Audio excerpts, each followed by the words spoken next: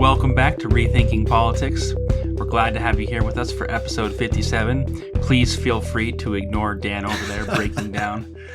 I've been especially funny leading up to this episode, and he has not been able to handle it. It's true. Not on purpose, but yes, you've been especially funny. Intentions are irrelevant. I'm a man of action. So today we wanted to expand a little bit on our Afghanistan episode. Here we are a couple of weeks later, and the Biden's military operation to go in and secure the airport and get those who need to leave out has basically concluded. And what's so terrible is that operation was an ad hoc, basically rescue mission after his initial withdrawal went so terribly. And yet, even after that mission, there are still many people stuck in Afghanistan who need to get out. You know, one of the things that we noticed in the last 2 weeks is that there have been private organizations that have organized, raised money, and gotten many people out that the military was not able to get out. One of those groups that's gotten a lot of recognition is one that was at least partially sponsored by Glenn Beck, and that group got out quite a few people until very recently, where the Taliban has actually grounded those planes that they were using and is no longer allowing anyone to leave until they're able to negotiate something with the U.S. government. And so they're basically holding even those private groups hostage in order to gain recognition and thus legitimacy from the U.S. government. So by my reckoning, that's, you know, the third wave of attempted rescue here in Afghanistan, which has now come to a halt as well.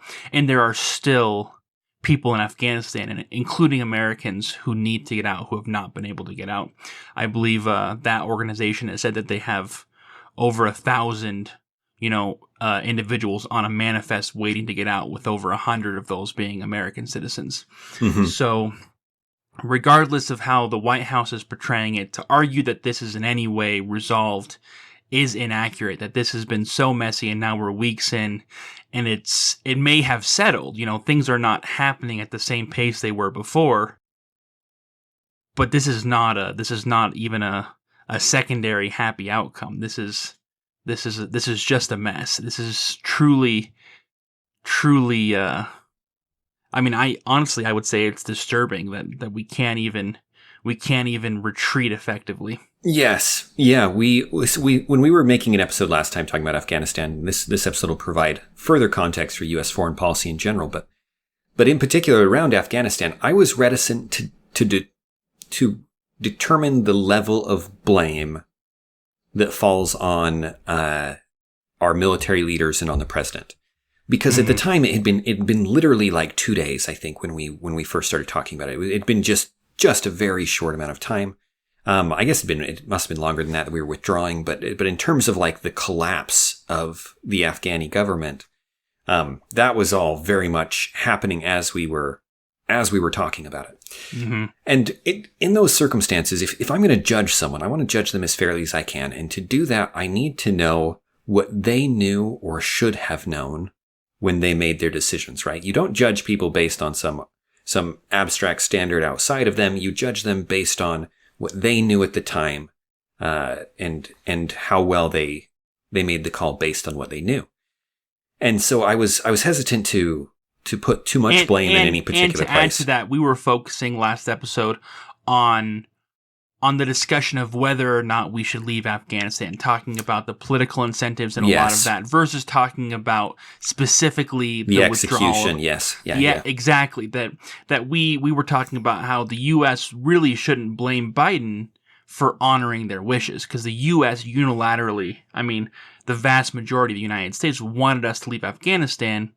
And that's why Trump made the plan to leave Afghanistan, and that's why Biden followed through with that plan. Right. There's a world in which Biden makes the best decisions he can based on the information he has, and things go extremely bad. That's not what happened. There were a variety of very poor decisions based on the information he had, and very poor execution at the military levels, and just the tactical decisions don't make any sense. And a lot of these decisions ended up leading to us having, just depending on the people who were there to let us leave. And it was truly being controlled by the Taliban. We were able to leave because the Taliban let us, and for no other reason. And that's an interesting place for the U.S. military to be, and definitely a failing on our part. And yes, that's evidenced by the fact that there are still people who can't get out because the Taliban won't let them leave. Yes. Because the Taliban is calling the shots, not the United States. The United States is not negotiating from a position of strength. Yes. And that is definitely a failing of the U.S., the executive office and the military. Absolutely. Yeah, the most simple example I've heard, and I don't know the details around this, but it was basically due to decreasing the number of soldiers, we can only hold so much ground, and we decided to abandon the airport in favor of other places. That was a mistake. We needed access to an airport, clearly, and to our own, that we controlled and could do what we needed to do with. And if we had that, this would look very different. That one thing alone is a significant, it was an arbitrary number of soldiers that was made based on a political goal driven largely by Biden. That then the generals are like, okay, well, if we're going to do that, then we have to cut here, and then they've decided this decision with the president and things. Anyway, just a series of bad decisions. That's not going to be the focus of this episode, but it is worth noting that it's looked really bad, and it is, to a large degree, the fault of the people in power that it's ended up that way. It Absolutely. Is. There's a reason that Biden's poll points have dropped, I think 14% when I checked. That was days ago at this point. That's a huge drop. He'd gone from above 50 to low 40s, if I remember correctly. And it's not that surprising, and it may even be warranted, right? This is clearly mistakes that he was a fundamental part of, and maybe even the primary driving force. Often the tactical decisions and errors were made because of arbitrary political goals that he'd set up. And anyway, the way things came together is, I think, largely on his shoulders. And maybe it would have looked bad if we withdrew in a different way, but it didn't have to look this bad. It didn't have to be so poorly done. But that brings us to the broader picture that we'd like to discuss, which is something we touched on and briefly mentioned in our last Afghanistan episode, and that's a discussion of U.S. foreign policy in general. Why do we go to war? What do we do when we go to war? And what have we done in the past? And so that's what we want to look at today is U.S. foreign policy in general. Take a look at some of the past historical examples and see what we can learn from them. Right. Because one of the main questions that's keep coming up with, especially among people who thought we should have stayed there, and I think there's a real case that can be made. We talked about this a little bit last time, or with our former episode, that if we're already spending a vast amount of resources on foreign policy and to put soldiers around the globe, in various places, and there are thousands of them there. Why not there? Yeah. Why is this different when this is clearly more beneficial to so many people than other places? I think there's a very good practical case for that. One I disagree with ultimately for other reasons, but but if I do accept that we're going to be around and we're going to have bases, that one is a good one. That seemed like a one we should have kept. But that aside, one of the things that I hear people talk about, especially conservatives, I heard a guy talk about, the fact that the U.S. is an empire and almost always has been and should get over it and start acting like one.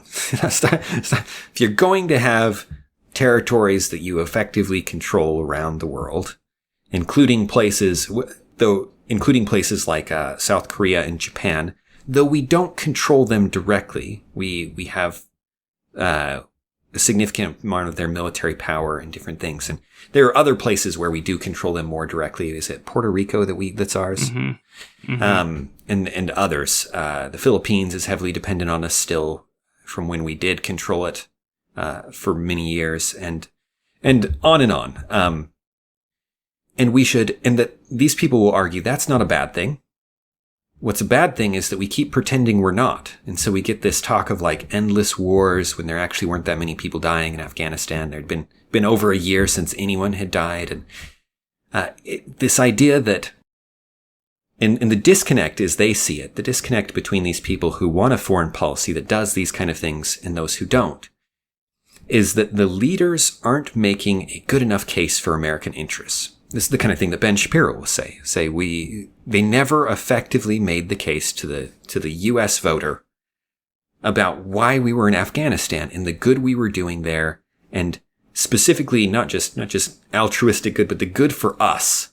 This was a good thing for America, for our interests, and that if that case had been made well, then you wouldn't have had 70% of the population pro-withdraw from Afghanistan. Yeah, that case was definitely not made well. It was not made well. If it was made. Right. Yeah. It may have been the worst case ever made by political leaders. If they saw there was a case, they should have attempted to make one. But whatever the reasons were, whatever strategic reasons or tactical or diplomatic reasons they saw, people like Ben Shapiro see in us being there, the case was not made, and thus political support fell over time. Someone, might have been Ben Shapiro, who noted that really the American people have a will that lasts about 4 years. And if you've got their attention, you can keep it for about 4 years, and then something else needs to happen. It needs to change. It needs to be over. And there's some truth to that. Democracies are notoriously hard to unite. That was Biden's entire campaign, was around the slogan, unity, and trying to make a very, very split country at least appear to be one. And one of the few cases where I think you will get perfect unity is in a true defensive war of our homeland. If we were attacked, you would get unity. You would get a universal response to defense. Maybe not everybody, right? But wide enough that it would be effectively unity, 80, 90%. Mm-hmm. And that's more than enough. And they would be very passionate about it. That is the one area of war we can agree on 100% of the time. You're going to have that pretty consistently, that the U.S. will defend itself if we were attacked. But there's a really interesting story behind all the other wars that we've been in where we're not defending ourselves. Where we're either defending someone else or we're attacking somebody for various reasons in a semi-defensive, at least pitched as a defensive war. And that there is, I think, fundamentally a disconnect between the public people, the politicians. I say public people because this is true in any country, not just ours.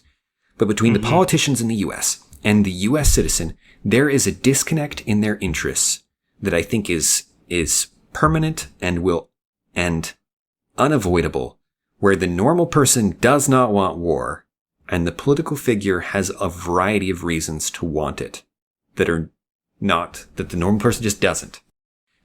One of the things that go ahead, please. No, I was just gonna jump the shark here and say which brings us to a quote that we wanted to share. That's actually from Hermann Göring, who was one of the top Nazi officials during World War II. Basically Hitler's right-hand man, and they actually had a discussion with him. He was a intelligence officer who could speak German, who came and interviewed with him while he was waiting for his trial at Nuremberg, and talked to him about why he did what he did, what happened during all of this time. We're talking about the one government and the one war that everyone can agree was bad. Everyone can agree that the Nazis were on the wrong side of everything, not just history of existence, but existence, right? There's a reason why for the past, the past 70 years they have been the go-to bad guy. Because why not? Because you don't have to worry about large groups of neo-Nazis boycotting your your movie or your book or whatever. Yeah, no gray moral lines here, generally speaking. Mm-hmm. This tiny fringe group and everybody else is 100% on board. Gustav Gilbert, the guy interviewing here, you mentioned he's an intelligence officer. He's also a psychologist. This must have been some of the most interesting, psychological interviews ever. To be able to talk to these kind of people, to be like, why? And to have free access to them like he did. But they get to an interesting point of discussion, which is about the German people and why they were involved in this war. And this is Gustav Gilbert speaking. We got around to the subject of war again, and I said that, contrary to his attitude, I did not think that the common people are very thankful for leaders who bring them war and discussion. Obvious. Destruction. Discussion. And then Göring responds, why, of course, the people don't want war. Why would some poor slob on a farm want to risk his life in a war when the best that he can get out of it is to come back to his farm in one piece? Naturally, the common people don't want war, neither in Russia, nor in England, nor in America, nor for that matter in Germany. That is understood. But after all, it is the leaders of the country who determine the policy, and it is always a simple matter to drag the people along, whether it is a democracy or a fascist dictatorship or a parliament or a communist dictatorship. Now, of course, Gilbert has a disagreement with that. He says there is one difference, I pointed out. In a democracy, the people have some say in the matter through their elected representatives.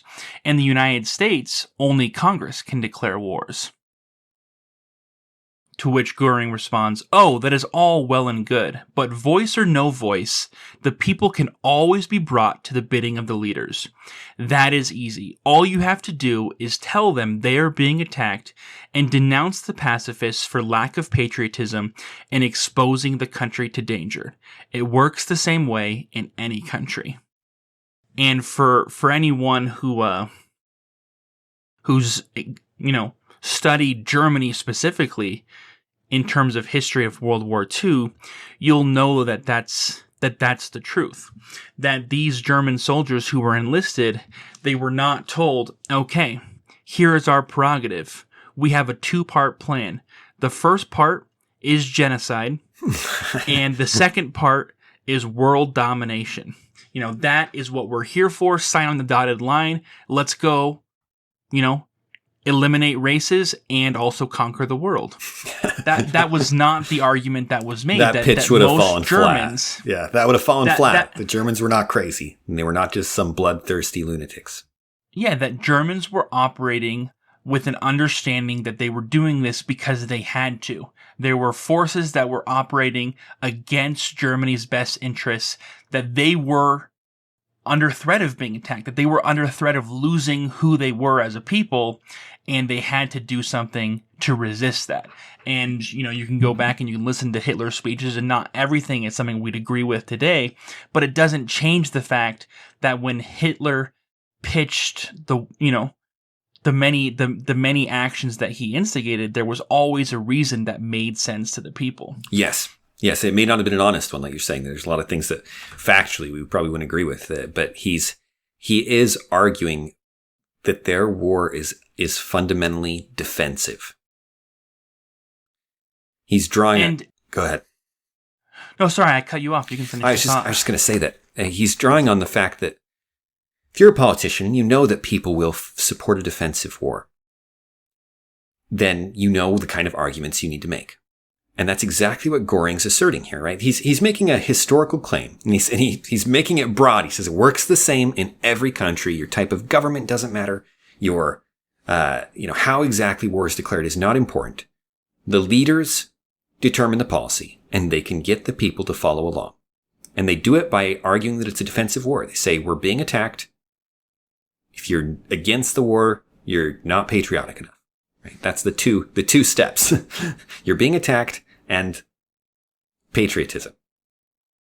Yeah, and what Göring's doing here is he's acknowledging that there's always going to be a disconnect between political leaders and the people. And he's making a broader argument about humanity in general, that in general, people don't want to fight in a war. People don't want to fight in general.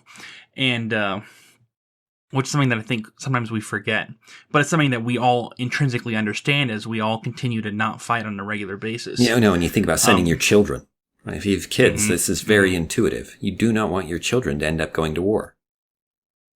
But this leads me to a broader assertion that I haven't actually talked to you about, Dan, but I'm going to go ahead and just make while we're here. Oh, go for it. Which is that often the United States is portrayed as this isolationist country. This is full of isolationists that are unusual. It's unusual that the United States is so isolationary, and it's so counterproductive to the world that we have so many isolationists here in the United States.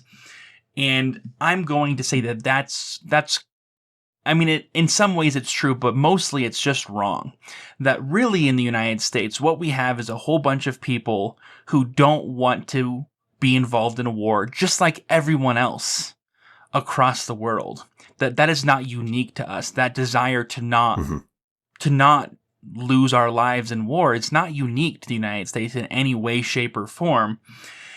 But rather that the reason the United States has been involved in as few wars as it has is simply because of the fact that we do have, and we have had, this democratic government, so that they have to listen to the will of the people to some degree or another, combined with the fact that because the United States has been so far distant from so many threats, there has been fewer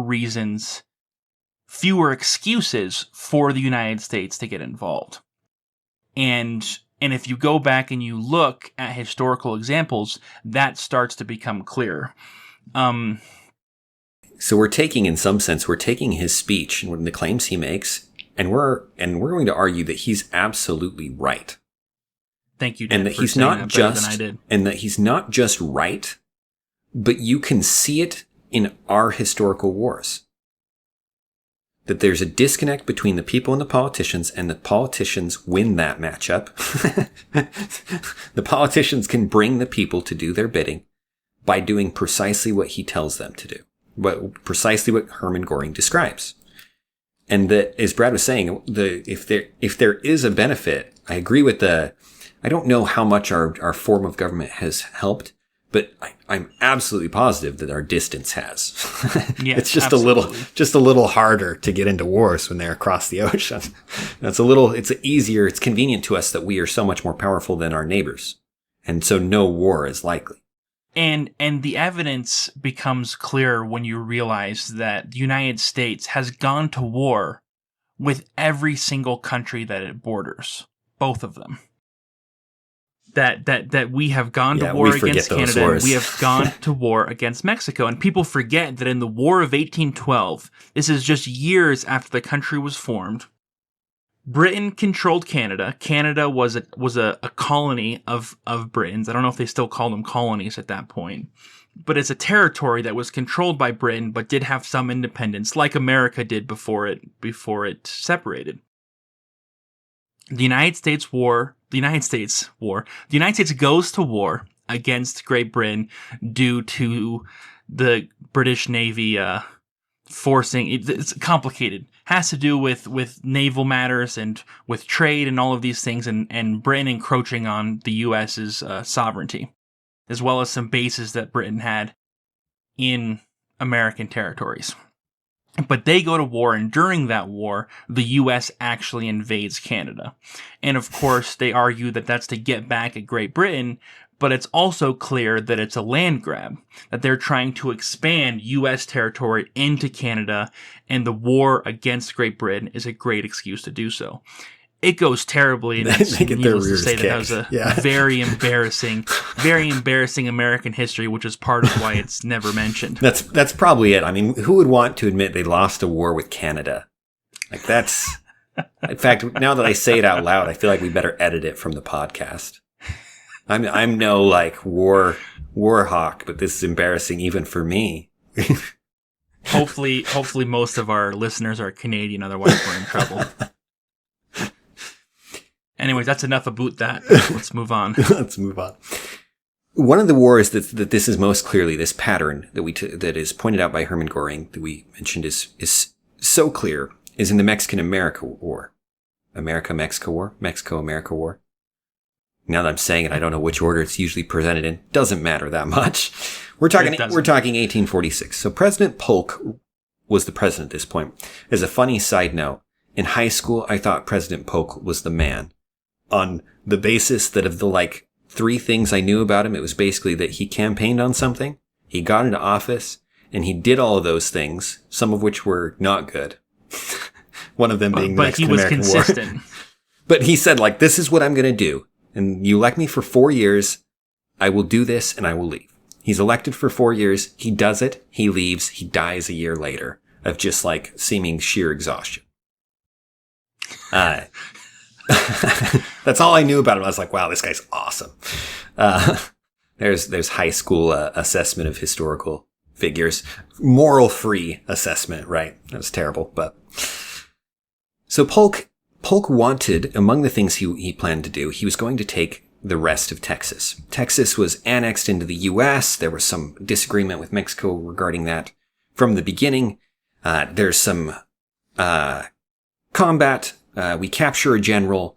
We force him to sign a treaty that grants us... This is 10 years earlier. This is 10 years before 1846, thank you.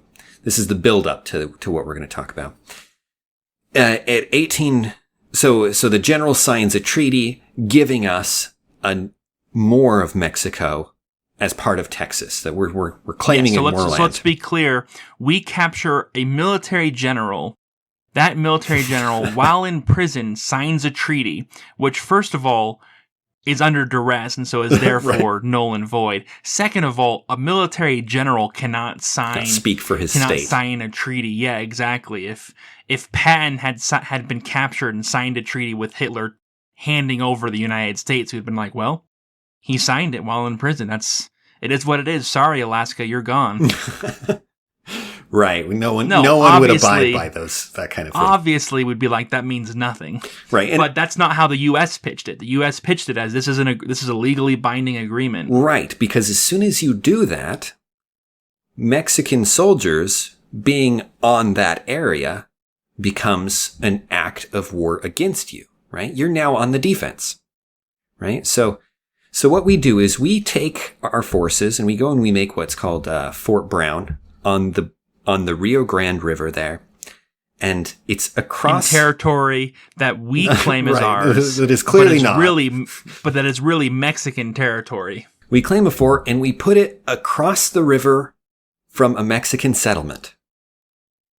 Right? So they have soldiers no just came intimidation in. There. Right? Soldiers just came in. They set up across the river from you in land that you know is yours. What do? Well, you chase them out of your land, obviously. That's what you do. Which is what Mexico did. Which is what Mexico did, or tried to do. Well, I mean, they do wipe the fort, and they chase a patrol, and it leads to the Mexico-American War, which Polk claims is a defensive war over our territory. Right? We've been attacked. And he knows if he puts these soldiers there, they will be attacked. Because his pretext for being there is absurd. Because they're not just going to give over their land to us. And so he provokes an attack, sells it as a defensive war, fights and wins the war. Just like us invading Canada was a defensive war. Just like us invading Canada was because of was a defensive act against Britain and their colony. This is obviously propaganda. And I start with this story of Polk because no one likes Polk. And right, and everyone knows what this was. Everyone knows that this was a dance, and he's putting on a show to make it seem like something so that he can get this land. But there are also more controversial examples of this. A great one is the Civil War. And the Civil War is, of course... jump from the most easy that no one will argue with to the most controversial. No, and it's not controversial in many senses because the South left the United States so that they could engage in slavery, and they attacked the United States, thus leaving Lincoln with a clear moral choice to defend the United States and free the slaves, which is what he does. Happy birthday, everyone wins, go home. Right, no moral ambiguity at all. North are good guys, South are bad guys. That's the textbook. which is not how it happens. How it happens is the South secedes, something that they fully believed, and many in the North fully believed that they were legally allowed to do. There are many newspaper articles in the North talking about the South peacefully seceding and recognizing their right to do so. They were very unhappy with it, but they recognized their legal right to do so. But regardless of how you feel about the South seceding, it's hard to argue with the fact that it was peaceful. The South said, we want to be our own nation, and they wanted to do it peacefully. They set up their own government. There was one hiccup, though, and the hiccup was that the U.S. government, the federal government at that time, had bases on Southern territory. And it goes back to that thing with the base with the Mexican-American War, is that if you have a base on my land, am I really free? Am I really my own country? And Mexico was very clear that no, we can't be our own country if we have U.S. bases on our land. And Fort Sumter, which is of course the impetus for the Civil War, was just like that. Fort Sumter was actually a federal base that was positioned in the harbor and was in such a way that it could cut off access to one of the major ports that supplied the southern states. And since one of the main reasons, and I feel like we're digressing here, and I don't want to go too far into the history because I could talk about the Civil War for a couple of hours. But needless to say that base was not just some random base, but it was cutting off. It had the potential to cut off, most of the trade that was going on in a large region for the South. And Lincoln specifically stated that he was going to continue to enforce the tariffs in the South. In other words, he was going to use that base to take as taxes. An instrument to tax the South. In other words, you can be your own country as long as you still recognize that you are under us, which makes no sense, obviously. And so then Lincoln goes to supply that base and refuses to leave it, even though the U.S. had left several bases in southern states. After the South seceded, they understood the need to leave bases. They were leaving their bases, but refused to leave Fort Sumter. You may ask the question why, and the answer is very simple. Because Lincoln wanted to do the exact same thing Polk did, and he did. He left Fort Sumter intentionally. The South gave the Fort Sumter ample opportunity to leave. Warned them, asked them to leave. Lincoln went so far as to resupply Fort Sumter with more troops, more provisions, and more weapons. And at that point, when he made it clear that he had no intention of ever abandoning Fort Sumter and wasn't planning on using Fort Sumter as a weapon, that the South attacked Fort Sumter. And then Lincoln said, "Oh, whoa, they're attacking the North. We have no choice but to defend ourselves." And thus the Civil War begins. Right. In both cases, in the Civil War case, as you mentioned, the people did not want a war. The North did not want to attack the South, in general. And the average person certainly not. For very obvious reasons. People talk about this as a war of, brother against brother, that this is literally the same country. This is kindred people that we're talking about. Of course, no one would want to go and kill someone that until a few days ago weren't just your allies, but were your fellow countrymen. Right. Which gives Lincoln the same problem that Polk had. Polk, if they knew what Polk was doing, if the average person knew, they would have stopped it, or they would have done something, and they would not have supported the war. The propaganda worked, and it worked in the Civil War too.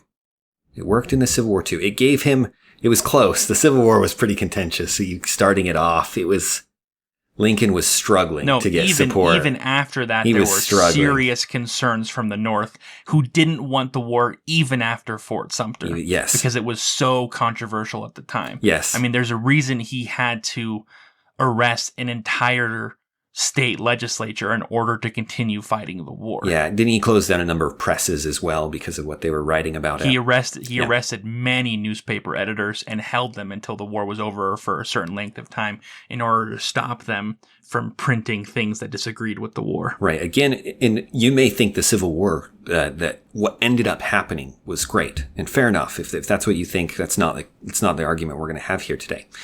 But absolutely, the war could not have been won without propaganda and these kind of lies and this kind of political maneuvering and then controlling the information about it later. That was a fundamental part of what allowed Lincoln to get enough support for the war for it to happen. And it makes so much sense because Polk, instead of doing what he did, could have gone to Congress and said, I want you to declare war on Mexico so that we can conquer some of their territory and expand the state of Texas. Yeah. Because that's what he wanted to do. That's what he wanted to do. And just like Lincoln could have said, I believe that the South should not secede, which he did. I believe that we need to stop them. I want you, Congress, to declare war against the South. Or not declare war, since he technically wouldn't recognize the legality of the South. But I want you to authorize a full-on invasion of the South so that we can coerce them to rejoin the United States. Because I believe that that's the best course of action. In either case, they would not have succeeded because the vast majority did not want that. They didn't want that action because they didn't want war in both cases. In Lincoln's case, they wanted it much less than in Polk's case. At least in Polk's case, a lot of people did want expansion. In Lincoln's case, he had very little support for that idea. Mm-hmm. Mm-hmm. But what they could do was maneuver. Whether or not the U.S. places a base in a certain area in southern Texas, no one cares about. No one cares about individual base placements. Yes. No one is paying attention tracking that. Yeah, exactly. Like whether or not Fort Sumter is getting supplied, what exactly is happening. We're distracted by so many other things. Those nuanced decisions that actually led us to get involved in the war is not publicly being debated in any way, shape, or form. Mm-hmm. Mm-hmm. So World War I. If you're wondering, if I were you at this point, I'd be asking, wait, how many wars does this apply to? How many wars started the way that Göring describes it? With U.S. leaders maneuvering things to get public opinion on their side through propaganda and lies that make it look like a defensive war when it isn't. And the answer is a lot. Most of them. Perhaps. In fact, if you go back and you look at the American Revolution, very similar tactics were employed because most people didn't want to start anything with Great Britain. So what did the revolutionaries do? They created situations that would encourage the British to attack and thus use that as evidence that they needed to fight. That's what Lexington and Concord were for. We assembled troops on the green so that they will shoot at us, so that we can say they started this. The shot heard round the world. Yes, and to be fair, in that case, it is at least somewhat defensive, right? We're not invading. We're not using this as a pretext to go invade Great Britain. But no, absolutely not. But yes, the political maneuvering and the controlling trying to get public opinion on your side was key. Trying to not be the person to fire the first shot. Trying to maneuver the enemy into looking like the aggressor. Yes. At least in that sense, it's a very similar tactic. Yes, that they were the ones who escalated to violence. And so you don't have a choice now. You've just got to fight it with us. World War I. World War I, we were surprised as we were looking into this for this podcast because there were some details that, if I knew them, I forgot them. I don't think I knew that there was such a gap between when the Lusitania was sunk and when we actually joined the war 2 years later.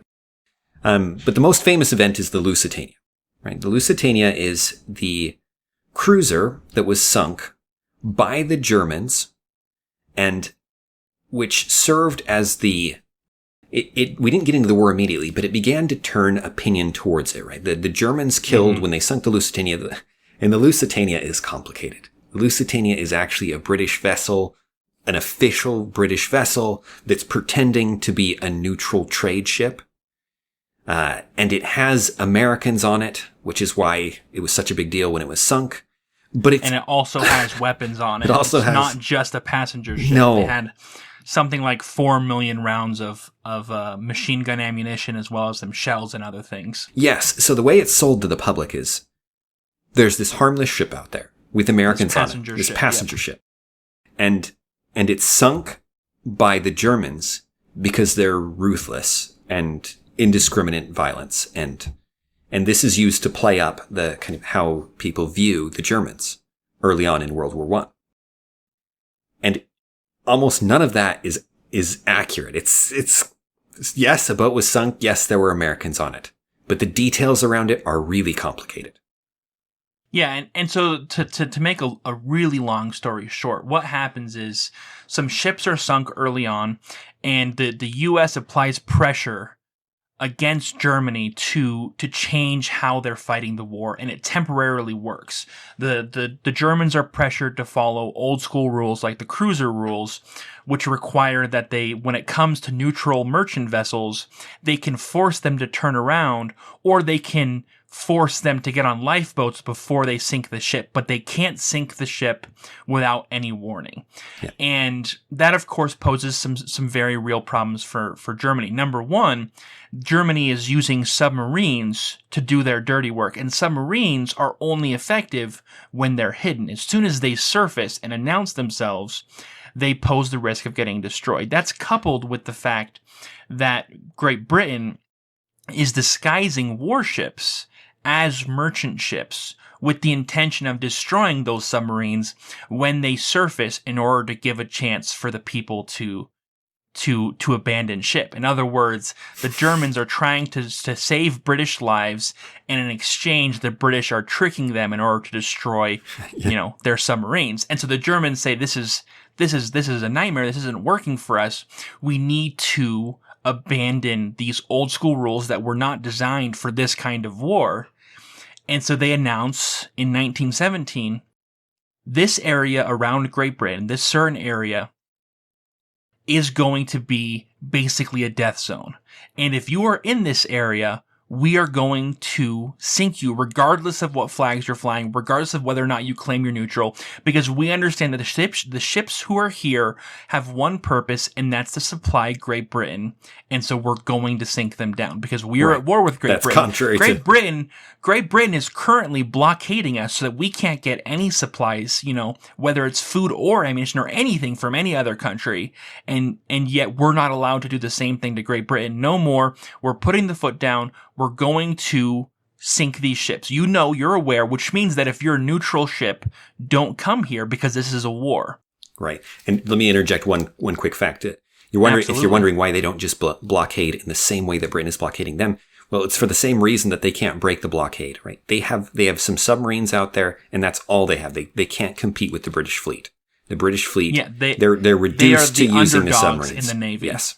They're reduced to using the submarines, and you can't blockade with submarines. You can't create a wall. You can't do the normal things. What you can do is sink ships.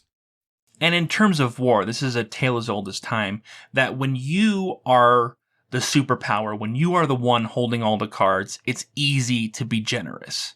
But when you are the underdog, when you are the one who is being destroyed, it's very difficult. A great example of that is World War II, when paratroopers landed in Normandy before D-Day.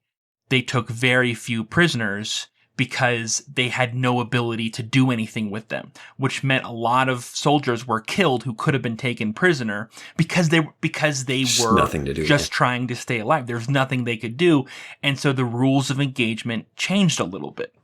And that's something that's happened historically, is that the rules of engagement are not set. We always talk about the rules of engagement should be this way and not this way, but we're forgetting that war is morally wrong on its face.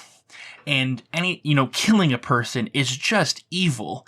And so you're either doing it for a good reason or you're doing it for a bad reason is one aspect of it. But the other aspect of it is that it's just bad, and trying to color it with rose-colored glasses is disguising the fact that it's still just war. Right. War is hell, as they say. Yeah. Yeah, exactly. Yeah. But anyways, so Germany changes their rules of engagement. The U.S. finds out about that. Germany starts sinking neutral U.S. ships that are going to Great Britain, which means they're going to supply Great Britain.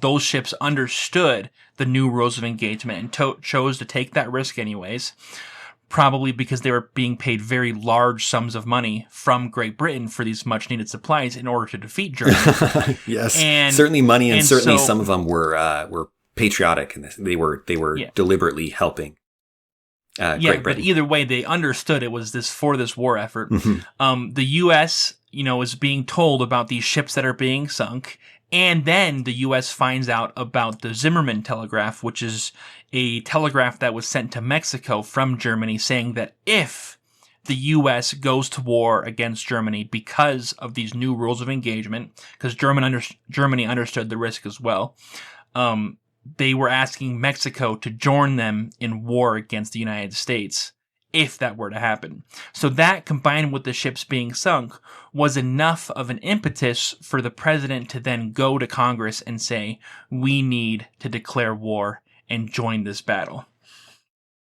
And the fact of the matter is that, once again, it's more complicated and more nuanced than Polk or Lincoln, but what we have is a similar situation where the U.S. government knows what's going on, and the U.S. government is intentionally trying to steer the U.S. into getting involved in the war. And that's a controversial statement. Lots of people can disagree, lots of historians might disagree, but when you look at the evidence, the argument that the president was intentionally trying to keep us out of the war, that Woodrow Wilson was intentionally trying to keep us out of the war, it's very thin. It's very so thin to argue that that's what he truly believed. Too many things that were done were designed to encourage the Americans to be upset, to want to fight. Yeah, and the stories told about things like the Lusitania. The Lusitania was, as I mentioned, it was a British ship, and it was not. They had painted over its official name to try and disguise it. It was actually free game, even under the rules of the time. And it's possible that the U.S. knew that. Certainly the British did, because it was listed on their official registers, and they had considered outfitting it to be able to fight as in the manner that Brad was talking about, where it blows up submarines and things to surface. And if you look at the timing of it, Woodrow Wilson was elected. When he was elected for his second term, which was right before we go into this war, they're chanting, "He kept us out of the war." They were so thrilled with him because he kept them out of the war. Shortly after he's elected to his second term, there's an about face, and he's into the war now. That timing, along with, and you can get into some of the nuances of what he knew and when, and try and get into his writings. I think there are a lot of reasons to think he was going with the wind until he was into his second term.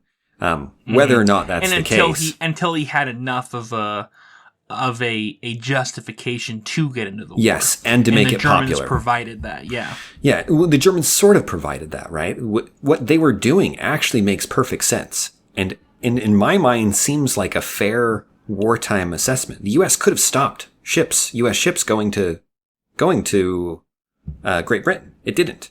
Or the U.S. could have said, this is a war zone. You're supplying one side of a war. Expect the other side of the war to attack, which they did. Right. But that's not how it was portrayed to the American people. No.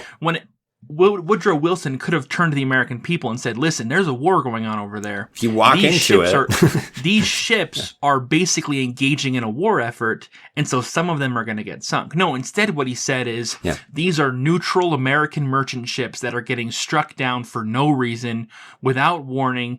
It's basically piracy. It's an act of war in and of itself. Therefore, we have no choice but to get involved. His intentions are made clear in the propaganda. Right. I think you're absolutely right. His intention to get us into the war are made clear in the fact that he's decided to lie about things that he knows in order to make the people more pro-war, in order to make the people more supportive of his eventual turn towards war. And there's no reason to do that unless that's your goal, unless you want the backing of the people in this war. And then, of course, we get to World War II, which, once again, everyone knows it was against the most evil government of all time. So, of course, it was good that we joined World War II. Now, you can argue back and forth about whether or not it was good that we joined World War II. But needless to say that when we joined World War II, it was not for those reasons, because we didn't know. We didn't know. We definitely didn't, especially the American people, didn't know what was going on in Germany. Now, what the U.S. government knew is another thing, but for sure, I'm overcomplicating things here. But Well, I mean, but for sure, the simple narrative that we're told, which is that the U.S. wanted no part in World War II because we were stupid isolationists, and then out of nowhere, Japan bombs Pearl Harbor, which forces us to join the war. Right? That's the narrative that's told, and that narrative is completely false. As early as the Lend-Lease Act, we were directly supporting the Allies, not just allowing companies to trade with the Allies, but the U.S. government was actually lending resources, hence the Lend-Lease Act, to the Allied governments. We were directly supporting it through state action. But then you get to our interactions with Japan. Well, the U.S. was not quite so willing to remain neutral in the Pacific Ocean. We had we controlled large territories over there, like the Philippines and other areas. We had different military bases over there, and we had an existing trade relationship with Japan. Well, Japan invades China, and for whatever reason, we don't like that. And so we immediately punish Japan. We institute an oil and steel embargo. We cut off all trade with Japan, even though we were one of the main suppliers of Japan. On top of that, we start sending over troops and planes to our bases in the Philippines as a preemptive defense of those areas and also potentially of China. We were sending B-17 bombers to the Philippines that were within range of Japan. We were to argue that we were doing nothing over there as that we were just minding our own business. Yeah. Is definitely untrue. We were doing everything we could short of directly attacking Japan to stop Japan from doing what it was doing. And once again, you can argue about whether or not we should get involved in the war, and that's one thing. But what we're arguing is that why we got involved in the war and why the American people were told we got involved in the war were two different things. That the U.S. government decided they wanted to stop Japan, and so they started doing things to stop Japan that were a direct threat to Japan, which was the impetus for Japan attacking Pearl Harbor. If we truly were neutral during the war, I'm talking too much, Japan never would have attacked Pearl Harbor. There was no reason to. Right. The reason Japan attacked Pearl Harbor is because Japan felt like we were already at war with them, and so they were simply continuing that war in the most effective way that they knew. Right. Just to disable our closest, a fleet that they saw as a potential threat that could be maneuvered over to the Philippines and used against them and things. And it makes perfect sense. I mean, again, the story is that we are fighting defensively. Mm-hmm. Every time. As Hermann Göring said. And the reason that story is told is because of the maneuvering of politicians and people with power. And the people didn't want to every time. Just as Hermann Göring said. And through the maneuvering and through the case that's presented as a defensive war, the leaders in the United States, in one of the most, during these periods, one of the most free places in the world, and perhaps still one of the most free places in the world, one of them, was maneuvered into a war that the people didn't support. And they then supported it. They then supported it once the maneuvering and propaganda. Once they had been lied to, and different maneuvers had gone through to make it look defensive. That should frighten you. It shouldn't be that easy. But we have a track record in every major war we've fought to be susceptible to it. And if that doesn't, go read that quote again. Go find Hermann Göring's quote again and read it. It should chill you to the bone because it seems to be right. It seems to be that easy. Yeah, I just want to read that last little bit again. But voice or no voice, the people can always be brought to the bidding of the leaders. All you have to do is tell them they are being attacked and denounce the pacifists for lack of patriotism and exposing the country to danger. How many times have we had that happen in the United States where the pacifists, the isolationists are called out for putting their heads in the sand? Speaking of sand, that brings us back to Afghanistan full circle. After 9/11, there was political. I'm trying to think of the right way to phrase this, but as Dan was talking about before, that 9/11 in and of itself was all the political instigation that was needed to encourage the people to engage in war.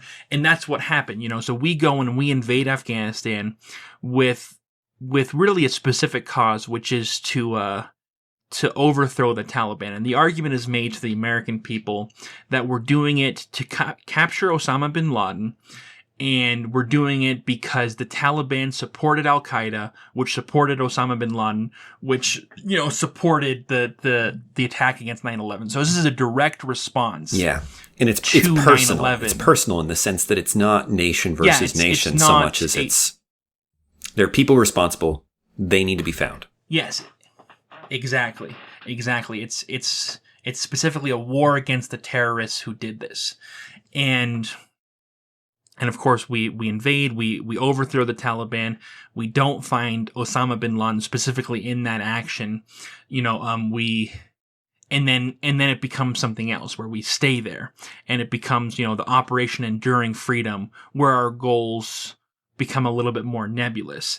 But then, of course, a little bit later, we have the Iraq War. And the Iraq War is not about the Taliban. It's not about Al-Qaeda.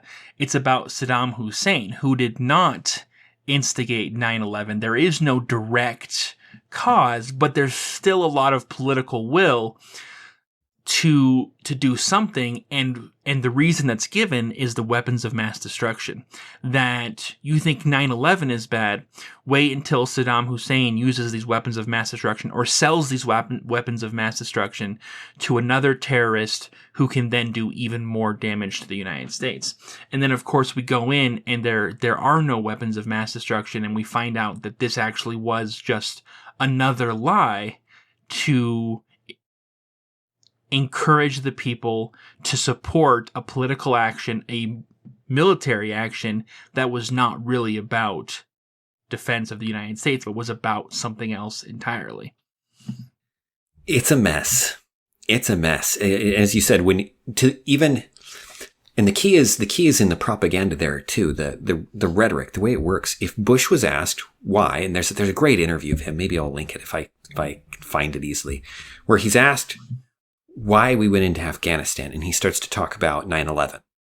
And this is years later, and someone says, a reporter interjects, goes, what does 9/11 have to do with Iraq?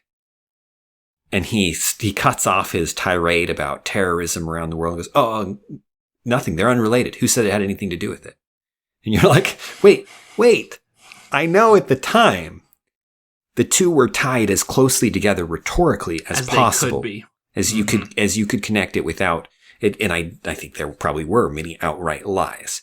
But even without lying, there's a lot of deception that can happen. There's a lot of manipulation that can happen, a lot of dishonesty. If you reduce honesty to don't lie, right? That's one thing. I don't think that's the complete picture of what honesty means. I think it's much more about deception. Don't deceive. And lying is just one aspect of that. And there was absolutely not only lies, but massive amounts of deception to channel the political will you mentioned. The people want a conflict. Well, great. We have another one in mind. We have one that we can link in their minds, and that thus we can keep the support for. I didn't mention this earlier. Politicians who fight wars are popular. That's bizarre, but it's true. If you get a war, you'll get elected again. And of course, it has to look like you didn't start the war. It has to look like, but if you can justify a war and then fight it, you do well as a politician. Absolutely. Right. So there are political interests. Of course, there's the fame and glory of it and different things as well. But there are very clear political incentives that don't exist for normal people to start these wars. And it seems time and time again that people are easy prey for propaganda. Easy prey for propaganda. We were on the verge of reinvading Syria. This will be the one final war example. This was almost a war. We were on the verge of invading Syria. after there was Assad there, right? There was the civil war that was breaking out there, and all this mess of things there. And it seemed as soon as we left, we withdrew our support. Russia was on one side, we were on the other. I think we were helping Assad, if I remember correctly, but the details aren't that important. But one of the things that happened as soon as we left, no, Russia was supporting Assad, we were supporting the rebels. As soon as we left, there were reports that Assad was using chemical weapons against people. Do you remember this? Does this ring a bell to you? Only faintly. So there were reports. We leave. We withdraw our support. Immediately, there are reports that Assad is using chemical weapons on his people. I read that and I thought, Assad is either the dumbest person in the world, or this is BS. This is a false flag attack. Because the worst thing he could do is bring us back into the war against him. Mm-hmm. And how would you do that? Well, you do something like use chemical weapons. That would be a sure way. That might be the only sure way. And so this was all over the news for a while. People were like, wow, look, we're not helping, and Assad is just a sick maniac using chemical weapons against his people. You can find an interview with one of the generals at the time. And he's asked about the chemical weapons. He's like, why? I don't remember how the question was phrased. Something about why would Assad do this? Or are you going to do something to stop Assad? And the general replies, he goes, we have no intelligence that says Assad used chemical weapons. This has been front page news all over. This was an atrocity that is happening. Somebody had to do something. The guy goes, you mean you're not? The reporter is obviously shocked by this reply. And he rephrases it and he's like, you mean you're not sure, or the intelligence might not be credible? And he goes, no. The general responds, there is no intelligence. No, there has been no intelligence, credible or incredible, that Assad has used chemical weapons. And yet there was video footage of chemical weapons being used, right? This was recorded on somebody's phone. Also, you could see them dying. Isn't it uncredible? Or is it incredible? I don't know. I want to say he said incredible. We'll blame him if it's uncredible. I'm pretty sure it's incredible. Sounds That's good. The idea. Incredible. You don't believe it. It's unbelievable. Incredible. I'm just not sure, but continue. You're incredulous. Just kidding. Exactly. I mean, if this is your first time with the English language, Dan, it doesn't have to make sense. No, it doesn't. It would be great if it was consistent. If it was that simple. It rarely is. This was an example of what was clearly propaganda meant to draw us in, of which there was no evidence or little evidence. And if you were to look into it closer, what it seemed like to me was that actually there were chemical weapons being used by the rebels who were trying to frame Assad. That may or may not be the case, but that would make sense, right? The motives then make sense. You go, oh wait, they're trying to frame Assad for this so that they get support. That makes perfect sense. Assad doing it makes zero sense. Truly the worst decision he could make. And perhaps it was that problem that it was too obvious that we ended up not actually re-engaging. but that kind of thing happens all the time. The international politics is just full of propaganda. It's full of half-truths that aren't quite right, that try and make it look like we're coming in as a defensive helper when the reality is very different. Yeah, and the reason we're talking about all this and going through each of the individual wars, as boring as it might be, is because we're trying to instill the fact that politicians and us do not have the same purposes, do not have the same incentives, do not have the same goals in any way, shape, or form. And that's just not specifically about war. We've talked about other instances where politicians just don't have the same goals as us. But war is an extreme example of that because, number one, as Dan says, politicians who are wartime politicians, they get a huge boost. They're much more likely to stay in place, especially if it's going well, and especially if it's really important. And so the bigger the war, the more likely you are to stay. But on top of that, there are a bunch of other more complicated incentives. With the Middle East, one of the reasons we keep getting involved in the Middle East is because of the production of oil. Everyone talks about that as this joking reason, but the reason people always talk about it is because there's some truth to it. Because there are reasons to care about what's happening in the Middle East, And there's a huge amount of money to be made or lost in those decisions. The fact that Dick Cheney ran Halliburton is insane. It's insane that's public knowledge, but that doesn't make us a little bit concerned about people's incentives. You know what I mean? Like, it's a well-known fact that the financial connections of politicians are deeply confusing and are definitely concerning in terms of their motivations. Everyone understands that there's a revolving door between lobbyists and political institutions, and that those lobbyists represent very powerful factions. Some of those lobbyists represent the military contractors who make billions and billions of dollars off of wartime efforts. Because believe it or not, when the United States was in Afghanistan for 20 years, one group that really profited was the group that supplied the air conditioning for the troops in Afghanistan. This is not a joke. This is real. That there were billions and billions of dollars that was made by air conditioning companies during those 20 years. And it's silly. It's just one small aspect of that. Yeah. But when billions and billions of dollars are on the line... Yeah, trillions often with wars, right? With the way we... Yeah, but I'm just talking about for specific groups. There's billions of For dollars. a small group of people, relatively small group of people, that is crazy. Yeah, it's crazy. And so when you have many of those groups that are all benefiting in different ways, and they all have lobbyists who have the ears of these powerful politicians... And like I said, with the Halliburton thing, sometimes these politicians are directly financially benefiting from these decisions.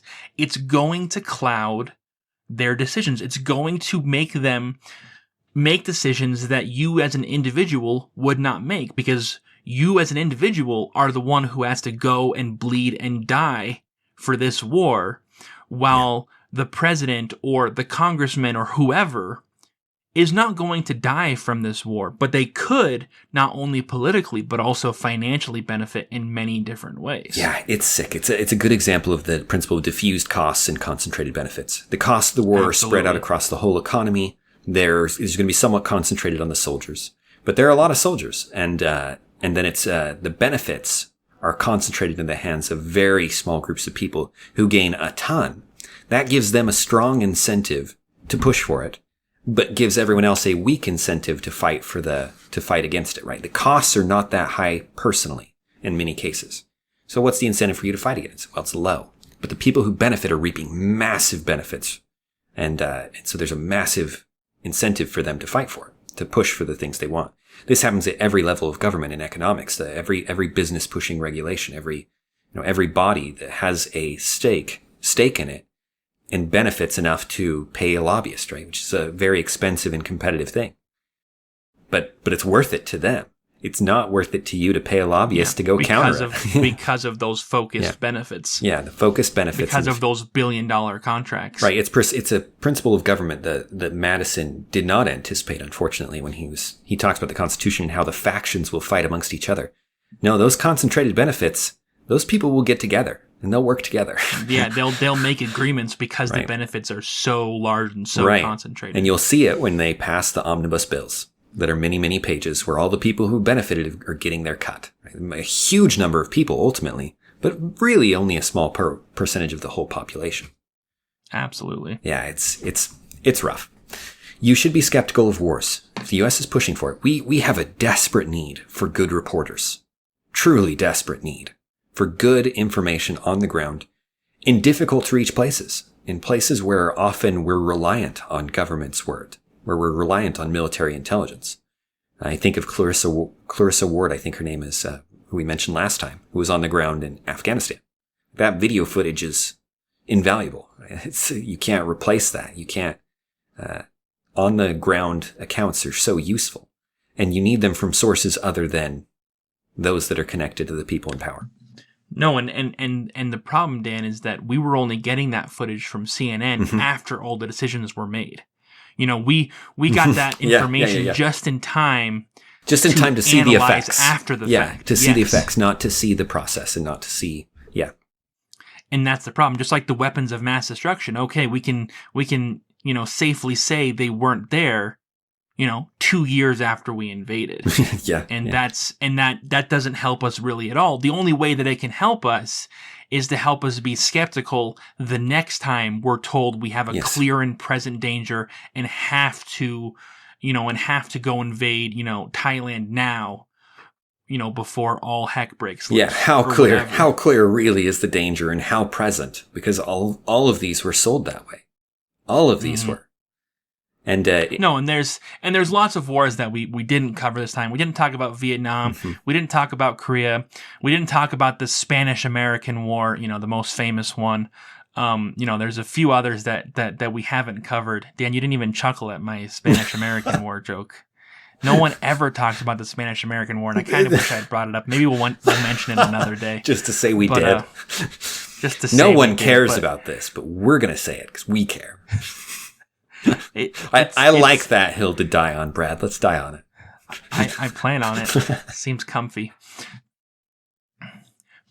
But there's similar patterns, especially when you're talking about the pattern of the American people being told one thing when in reality it being a completely different thing. That pattern holds true. There's different ways that it's been implemented, but the disconnect is almost always there in some degree or another. It really is. It really is. And those words you should remember those words of Hermann Göring. Dude was a creep.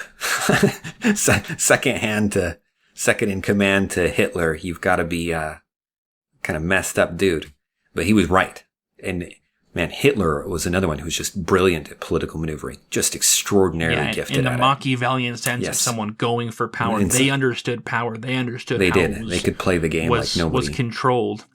And they knew how to capture an entire population in a way that no one else has ever really matched. You know what I mean? Hitler's control over his people, his ability to utilize propaganda was so incredibly effective. Yeah, to capture ordinary people, ordinary men, really, and women.